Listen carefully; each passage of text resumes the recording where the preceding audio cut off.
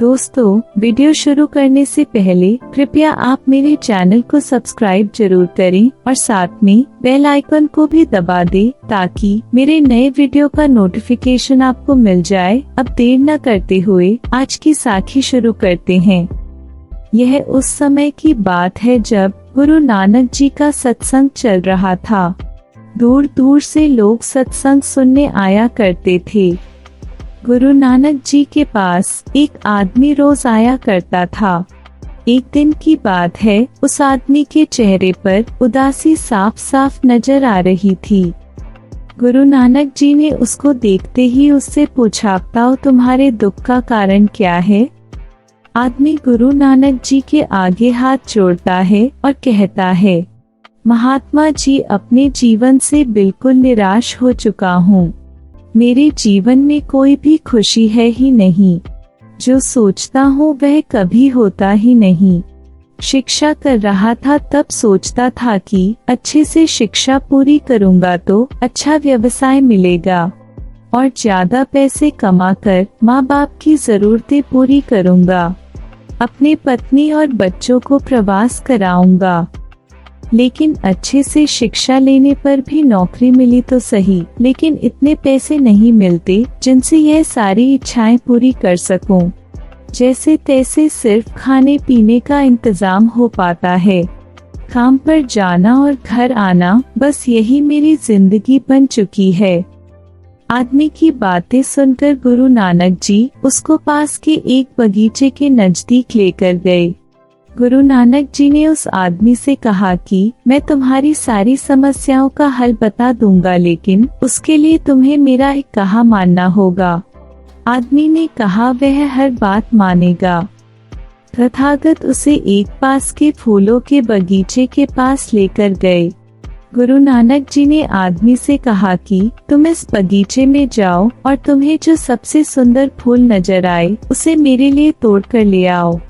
बस एक बात ध्यान में रखना कि तुमको बिल्कुल सीधे चलते हुए फूलों को देखना है और जो फूल सुंदर लगे उसे चुनकर लाना है।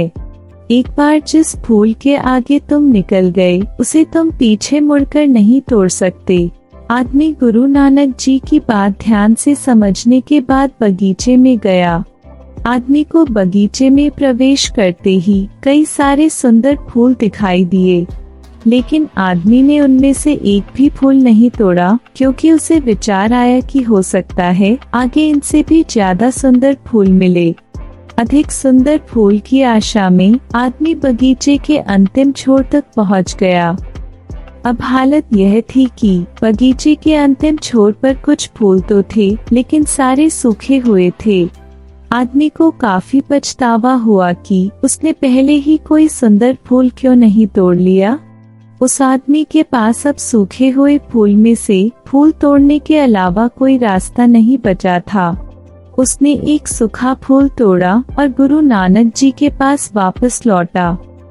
गुरु नानक जी ने सूखे हुए फूल को देखकर उस आदमी से पूछा, बगीचे में इतने सारे सुंदर फूलों में फिर तुम यह सूखा हुआ फूल क्यों तोड़ कर लाए।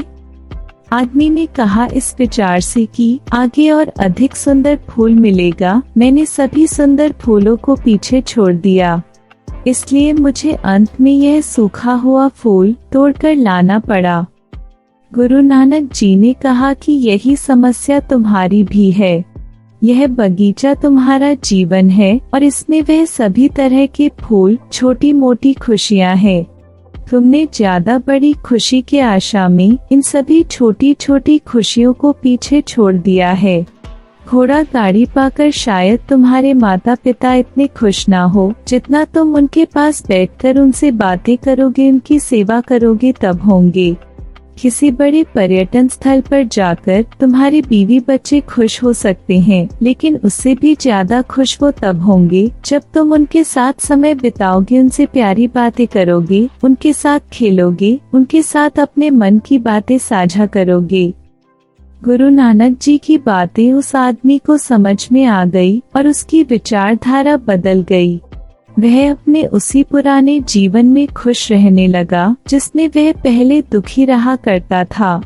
दोस्तों, यही तो हम भी अपने जीवन में करते हैं। हमारे पास जो है उसका महत्व नहीं समझते और फिर कुछ और ज्यादा पाने की आस में जो है उसका भी आनंद या सुख लेना भूल जाते हैं। और जब समय बीत जाता है तो हमें लगता है कि हमारे जीवन में कभी सुख या खुशियाँ आई ही नहीं। प्यार से बोलिए वाहे गुरु जी।